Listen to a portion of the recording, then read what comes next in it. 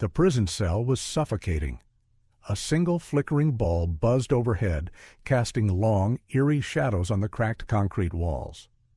The air was thick with the scent of rusted metal, sweat, and something far worse: hopelessness.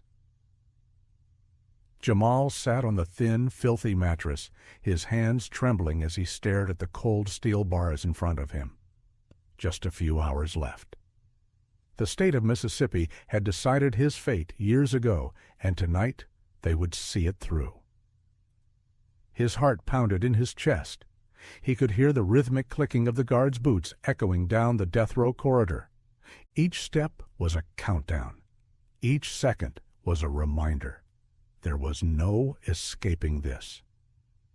He wasn't supposed to be here. Jamal clenched his fists, his nails digging into his palms. He was innocent.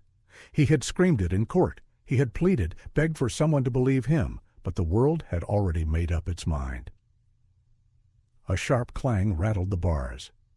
Jamal looked up, his breath catching in his throat. A guard stood there, arms crossed, eyes cold and indifferent. "Time's almost up," he muttered, his voice devoid of sympathy. "Warden wants to know. You got any last words?" Jamal swallowed hard. His throat was dry, like sandpaper scraping against his insides. Last words? What could he even say? That he was innocent? That the system had failed him? That the real murderer was still out there, free, while he was about to die for a crime he didn't commit? His lips parted, but before he could speak, the past came crashing down on him like a tidal wave. The rain was relentless that night, hammering against the pavement like bullets. The street lights flickered, barely illuminating the dark alley where it all began. A scream cut through the storm. Jamal had been walking home from work, his jacket pulled tight around his body. He turned at the sound, eyes widening as he saw a woman collapse onto the wet pavement, her white dress stained red. His breath hitched. Blood pooled beneath her, washing away in the rain, swirling toward the gutter like a sickening river. He took a step forward. Instinct, human nature, when suddenly bright headlights flooded the alley. A police car skidded to a stop. Doors slammed. Hands in the air, now. Jamal froze. His mind raced, heart hammering in his chest. What the hell was happening? I didn't... They didn't care. A heavy boot slammed into his back, forcing him to the ground. His face smashed against the cold, wet pavement. The taste of iron filled his mouth. Someone yanked his hands behind his back. The sting of metal cuffs bit into his wrists. "You got him?" one of the officers asked. "Oh yeah," the other scoffed. "Caught him red-handed." Jamal twisted his head, struggling to breathe. His eyes locked under the dying woman. She reached a trembling hand toward him, her lips parting as if trying to speak. Then her body stilled. Jamal felt his world shatter. And in that moment, he knew. It didn't matter that he was innocent. It didn't matter that he had only just arrived. It didn't matter that he didn't even know this woman. They had already decided he was guilty. Jamal jolted back to reality, his chest rising and falling rapidly. Sweat trickled down his forehead. The guard was still standing there, waiting. "Well?" he pressed. Jamal looked past him, through the iron bars, down the dimly lit corridor where the execution chamber waited. His voice was barely a whisper when he finally spoke. "I didn't do it."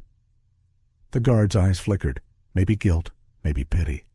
But it didn't matter. Nothing mattered anymore. The truth had come too late.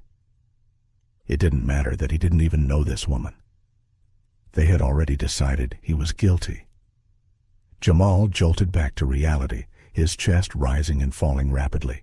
Sweat trickled down his forehead. The guard was still standing there, waiting. "Well?" he pressed. Jamal looked past him, through the iron bars, down the dimly lit corridor where the execution chamber waited. His voice was barely a whisper when he finally spoke. "I didn't do it." The guard's eyes flickered, maybe guilt, maybe pity. But it didn't matter. Nothing mattered anymore. The truth had come too late. Jamal Turner had never been a man to attract trouble. At 28, he had spent his whole life walking the fine line that every black man in Monroe, Mississippi, was forced to navigate. Keep your head down, stay out of trouble, never give them a reason. He had a job he was proud of, a mechanic at a local auto shop. The pay wasn't great, but it was honest. He had dreams too, big ones. Maybe one day he'd own his own shop, leave something behind for his little sister, Kiara. Their parents were long gone, and he had raised her like a father. She was only 17, full of life, full of hope. But none of that mattered anymore. Because in a single night, his entire life was stolen. The moment the police dragged him out of that alley, Jamal knew he was in trouble. Not because he was guilty, but because in a town like Monroe, truth didn't matter. Skin color did. The police car reeked of stale coffee and sweat as they drove him downtown. The officer in the passenger seat, a middle-aged man with a thick southern drawl, kept glancing back at him through the metal grate. "You really did it, didn't you?" he muttered. Jamal swallowed hard. "I didn't do anything." The officer smirked, shaking his head. "That's what they all say." At the station, they didn't even pretend to investigate. The questions were quick, brutal, designed to trap him. "What were you doing near that alley?" "Coming home from work." "You knew the victim?" "No." "Then why'd she look at you like she recognized you before she died?" Jamal's blood ran cold. She did?" The officer slammed his fist on the table. "Cut the act, boy. We got enough to put you away." Enough. They had nothing. But in Monroe, they didn't need proof. They needed a scapegoat. Detective Roy Beckett stepped into the room like a man who had already won. He was tall, broad, his graying mustache neatly trimmed above a smirk that never quite reached his eyes. Beckett had been with the force for over 20 years, and he had one rule: keep the town clean. In his eyes, that meant keeping people like Jamal in their place. He took a seat across from Jamal, rolling up his sleeves. His badge gleamed under the flickering fluorescent light. "You know," Beckett said, tapping his fingers against the metal table, "I've seen plenty of killers in my day. And you got that look, son." Jamal's jaw clenched. "I didn't kill anyone." Beckett chuckled. "That's so." He slid a folder across the table and opened it. Inside was a crime scene photo of the victim. Blood pooled around her lifeless body. The same body Jamal had seen crumpled in the alley. "She was a school teacher," Beckett said. "People loved her, but you've got a record." Jamal's eyes widened. "What? No, I don't." Beckett smirked. "Oh, you do now." Jamal's stomach twisted. "You're making this up." Beckett leaned in, his voice low. "Listen, son, we got an eyewitness who saw a big black man running from the scene. That's all we need." Jamal shook his head in disbelief. "That's not evidence." Beckett smiled. "In Monroe, it is." Jamal never had a chance. The media ate the story up. Monroe schoolteacher murdered suspect in custody. Cold-blooded killer or just another thug? The newspapers plastered his mugshot across their front pages. His face became a symbol of fear, of violence, of everything white Monroe wanted to believe about black men. People who had known him for years suddenly turned their backs. His boss fired him without a second thought. His landlord kicked him out of his apartment. And then came the worst betrayal of all: his own family. His uncle, a respected pastor in town, refused to even look at him. "I raised you better than this," he had whispered before walking away. Kiara, his baby sister, the only person in the world he truly cared about, stared at him through the glass of the visitor's room, tears streaming down her face. "Jamal, tell me it's not true." He pressed his hand against the glass. "It's not, Kai. I swear to you." She shook her head, sobbing. "Then why does everyone say it is?" The words shattered him. He had no lawyer, no money, no way to fight. The state gave him a public defender who didn't even pretend to care. "They got a witness," the lawyer said flatly. "It's your word against theirs." Jamal leaned forward. "Then find out who they are. Make them talk. There has to be security footage." The lawyer sighed. There was. It was erased. Jamal felt his breath hitch. That's not legal. The lawyer didn't even blink. Neither is sending an innocent man to prison. But here we are. The courtroom was packed on the first day of the trial.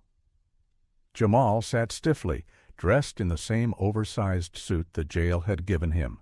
His hands were cuffed in his lap. Judge Henry Calloway presided over the case, a man known for being tough on crime, which in Monroe meant he had never once ruled in favor of a black defendant. The prosecution's case was weak, full of inconsistencies, but that didn't matter. The jury was all white. The moment they looked at Jamal, their decision had already been made. Beckett testified, his voice dripping with authority. "We found the suspect at the scene. The victim identified him before she died." Jamal's head snapped up. "That's a lie." The judge banged his gavel. "You will remain silent." It didn't matter that no DNA linked him to the crime. It didn't matter that there were no fingerprints, no weapon, nothing. The prosecution didn't need proof. They only needed fear. And when the verdict came, it was no surprise. Guilty. A cry rang out from the back of the courtroom, Kiara's scream. Jamal closed his eyes. The words that followed were like a death sentence. "The state of Mississippi hereby sentences you to death." Jamal sat at the defendant's table, his hands tightly clenched beneath the desk. His cheap, oversized suit itched against his skin, but that was the least of his worries. The courtroom was packed, filled with journalists, spectators, and the victim's grieving family, all glaring at him like he was a monster. The judge, Henry Calloway, barely looked at him. Calloway had been a fixture in Monroe's courts for decades, a man who prided himself on being tough on crime. Everyone knew what that really meant. Jamal had seen the numbers. 36 black men had stood trial in his courtroom for violent crimes. 36 had been convicted. He was about to be number 37. The prosecutor, Michael Langley, adjusted his tie before stepping toward the jury. He was a young, ambitious man who had made a name for himself convicting black defendants. "Ladies and gentlemen," Langley began, his voice smooth and practiced, "this case is not complicated. A beloved schoolteacher was murdered in cold blood. The police did their job. The evidence is clear. And now the law must do its job too." Jamal's stomach twisted. "Evidence? What evidence?" Langley continued, pacing in front of the jury. "We have an eyewitness who saw the defendant at the crime scene. A lie. We have the murder weapon, which had the victim's blood on it. Another lie. And we have motive. The defendant had financial troubles. He needed money." Jamal wanted to scream. He had a job. He was never desperate for money. But that didn't matter. The jury, all white, middle-aged, and stone-faced, nodded along with every word Langley spoke. His lawyer, Stephen Grayson, sighed beside him. "Just stay quiet," he muttered under his breath. Jamal turned to him, eyes blazing.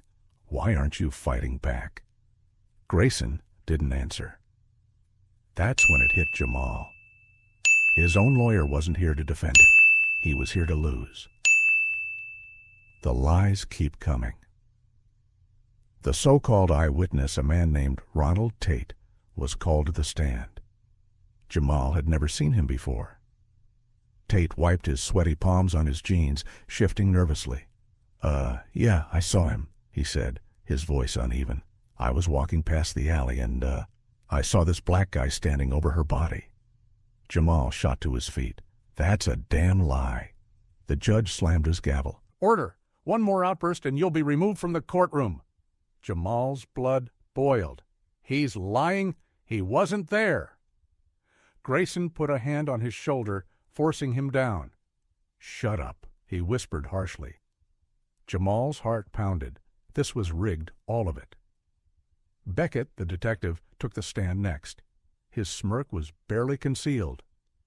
We did a thorough investigation, he said smoothly. All the evidence led to one man, Jamal Turner.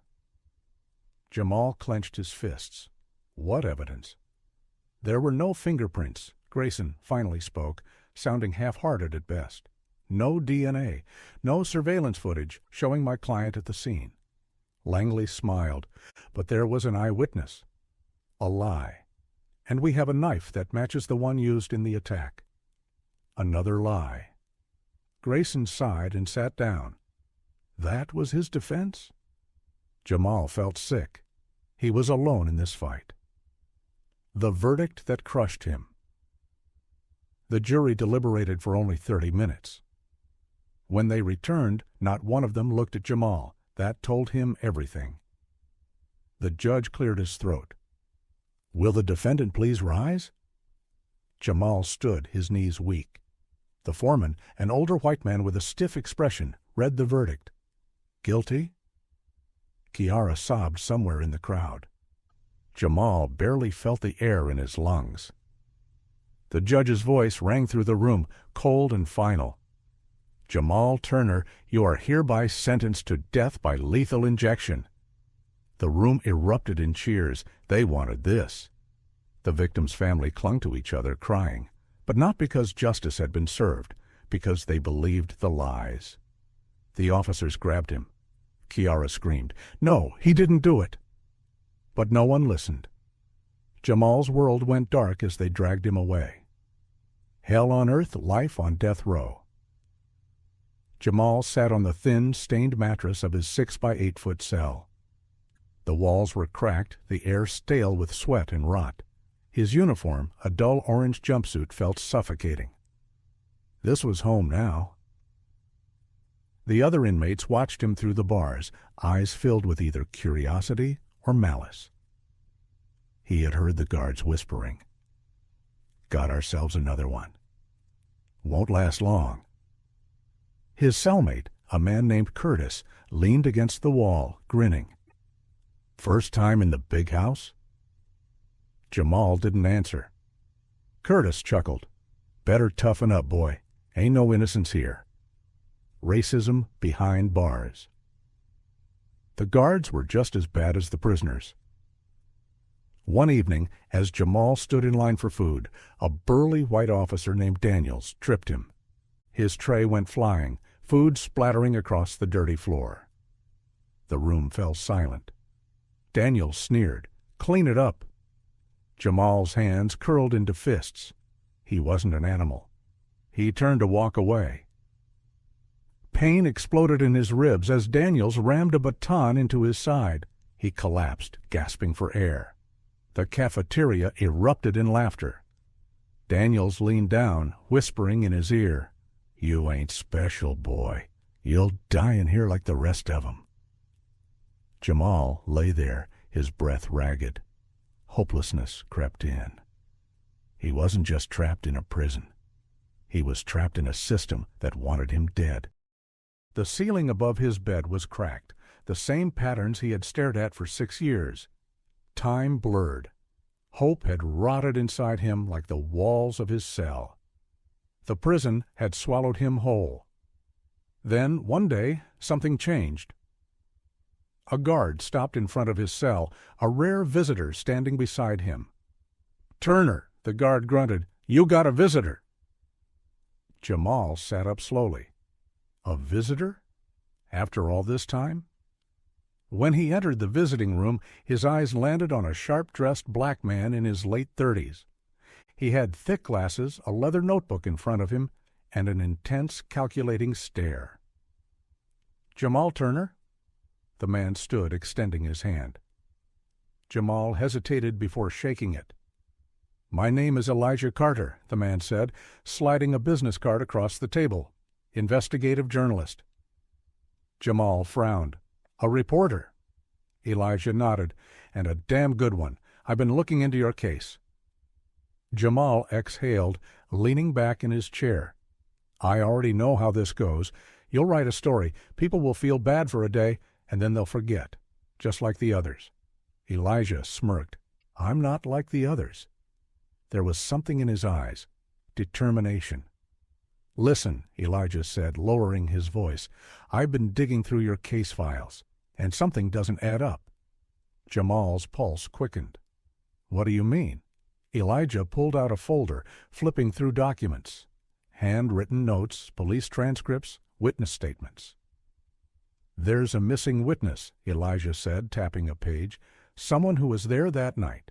A woman named Marla Hayes. She gave a statement to the police, and then vanished." Jamal's heart pounded. Someone had seen what really happened. Elijah leaned in. "I think she was silenced." The missing witness, a truth long buried. Elijah worked relentlessly. For weeks he chased leads, dug through records, knocked on doors. Then, one night, he found her. Marla Hayes had fled town after the murder, her life destroyed after the police threatened her into silence. "They told me if I spoke, I'd end up like him," she whispered, looking over her shoulder. Elijah's jaw tightened. She had been scared into hiding. But she remembered everything. "That night I was walking home from my shift at the diner," she said. I saw a white man running from the alley. He dropped something, maybe the weapon." Elijah's heart raced. This was it, proof that Jamal had been framed. "Did you tell the police?" Marla nodded. "They took my statement, but then they came back, and suddenly I wasn't a witness anymore. I was a liar. They said if I didn't shut up, they'd find a reason to lock me up too." Elijah exhaled sharply. Corruption, just like he thought. But now? Now he had something solid. "The case goes public. The first glimmer of hope." Elijah published the story. "The man Monroe wants to forget. New witness in the Jamal Turner case." It exploded. National media picked it up. Social justice activists started tweeting. Celebrities called for Jamal's retrial. Inside the prison, the guards watched him differently. Some with disgust. Others with something that almost looked like fear. Jamal saw the news one morning, sitting in the common room. For the first time in years, his name wasn't just attached to a crime, it was attached to a fight. He swallowed hard, gripping the newspaper. Could this be real? Could this be it? The next day, Elijah returned with an even bigger update. "Jamal," he said, his eyes gleaming, "we're filing for an appeal." Jamal felt dizzy. An appeal. The last time he had heard those words, it had been a joke. His court-appointed lawyer had submitted a half-hearted attempt, and the state had denied it immediately. But this was different. Elijah wasn't some tired public defender. He was relentless. For the first time in 6 years, Jamal believed he might have a chance. The state pushes back. Hope is crushed again. The prison warden called him into his office 2 weeks later. Jamal sat across from the man, his hands shackled. The warden, a tall, cold-faced white man, laced his fingers together. "You've been making headlines." Jamal didn't respond. The warden leaned forward. "I'll give you some advice, Turner. Drop this." Jamal's jaw clenched. "Or what?" The warden smiled. "You don't want to find out." Jamal felt a chill crawl down his spine. Later that night, his cell was raided. Guards stormed in, tore apart his belongings, shoved him against the wall. "Where the hell is it?" one of them barked. Jamal gritted his teeth. "Where's what?" The guard smirked and held up a shank, a weapon Jamal had never seen before. Jamal's stomach dropped. They were framing him. Again. "Looks like you've been breaking the rules, Turner," the guard sneered. "That appeal of yours, it's dead in the water." The next day his lawyer called. "They rejected it," Elijah said, frustration heavy in his voice. "The state says there's insufficient new evidence to overturn the ruling." Jamal sank into his chair. The walls of his cell suddenly felt smaller. The system had pushed back, hard. His chance at freedom crushed before it even started. Jamal sat on the edge of his bunk, his hands locked together, staring at the small window high above his cell. A sliver of moonlight filtered through the bars, casting long shadows across the concrete floor. He had spent years suffocating in this place, but for the first time he had dared to believe. Now everything was crumbling. Elijah had called him last week, his voice sharp with frustration. "The appeal was rejected. They won't even review it." Jamal had felt the ground shift beneath him, but Elijah wasn't done. "There's something bigger going on," he had said. "Marla's in hiding again, and I think I'm being followed." Jamal's stomach had tightened. But Elijah had been relentless. "I don't care what they do. I'm not letting this go," he had vowed. That was the last time Jamal ever heard his voice. Because the next day, Elijah Carter vanished. Silencing the truth. Elijah never missed their scheduled calls, not once. So when Jamal sat by the phone in the common area, waiting, and it never rang, dread settled in his bones. He tried calling Elijah's office. No answer. He tried again, and again. Finally, a receptionist picked up. "Elijah Carter?" she repeated. He's no longer with us." Jamal's heartbeat pounded in his ears. "What do you mean?" "I mean, he resigned this morning. Cleaned out his office. Didn't say where he was going." Jamal froze. Elijah would never abandon the case, not like this. The line clicked dead. Something wasn't right.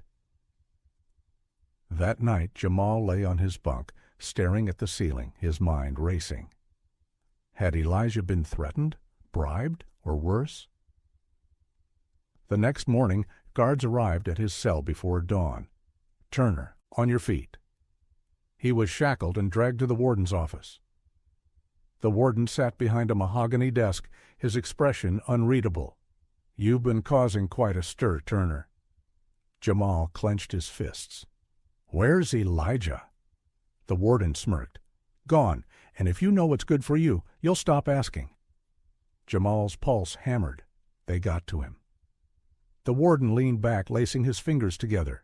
"Your final appeal was denied. The governor won't intervene. That means—" He slid a single sheet of paper across the desk. Jamal's eyes locked on it. Execution date, October 12th, 2025. His breath caught.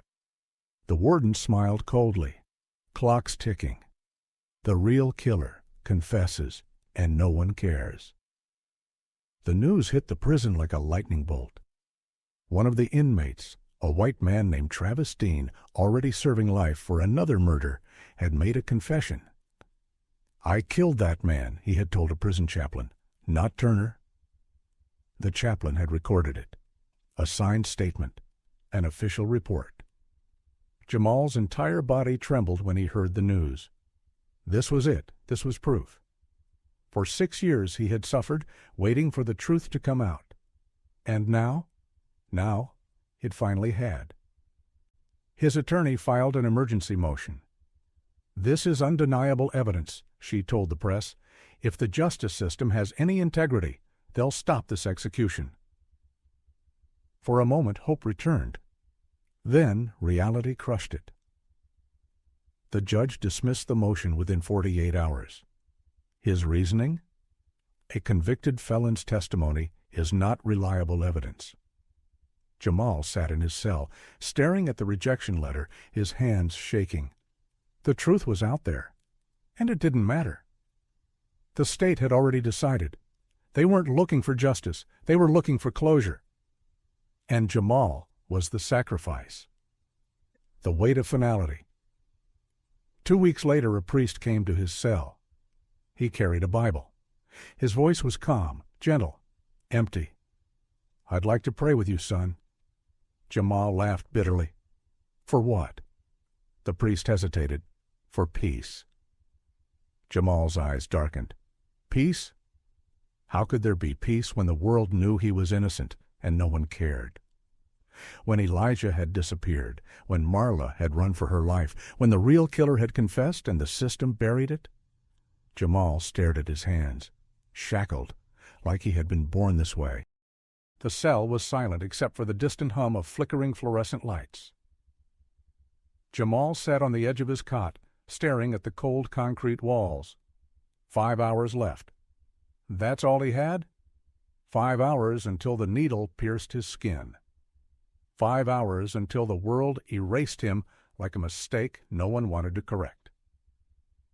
He thought about Elijah, about Marla, about the real killer, Travis Dean, who had confessed, and still nothing changed.